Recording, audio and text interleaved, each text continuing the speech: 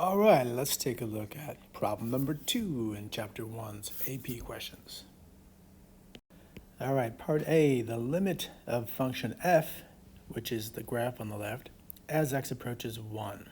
So first we have to see, does that limit actually exist? As we approach the 1 from the left, and as we approach 1 from the right, do we obtain the same thing?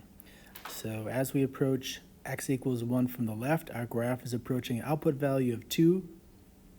And as we approach 1 from the right, our graph is also approaching 2. So the limit does exist as x approaches 1, and it's equal to 2. Therefore, the answer here is 6. Well, how about part D? This will use the graph on the left and the graph on the right. First, we have to determine, does the limit as we approach 3 just from the left exist for both f and g? As we approach 3 from the left of function f, our x values are approaching 3, the y values are approaching 0. So our numerator will be 0. Does g's limit exist as x approaches 3 from the left? As we approach 3 from the left, x is equal to 1, 2, approaching 3 from the left. That left-hand limit doesn't exist. The output value is approaching 1. So we can put a 1 there. However, now we have a problem. We have 0 over 0, which is an indeterminate form. So what do we do now?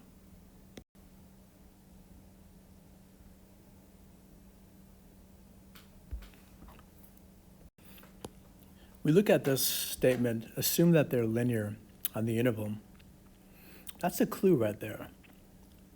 Since they're linear on these intervals, we can find the equations of those. We can substitute those linear equations into this rational expression, and then we'll be able to determine the limit. We can quickly determine the slopes. We can pick any point on the line, and we can write their equations. Y minus 0 equals the slope times x minus 3. So y is equal to negative 2 times x minus 3. And for this equation, y minus 0 equals 1 times x minus 2, or y equals x minus 2. All right, so for the lines as x approaches 3, the equations are this for f and this for g, so we can rewrite this expression like this. Substituting in this linear equation for f and for g, minus 1.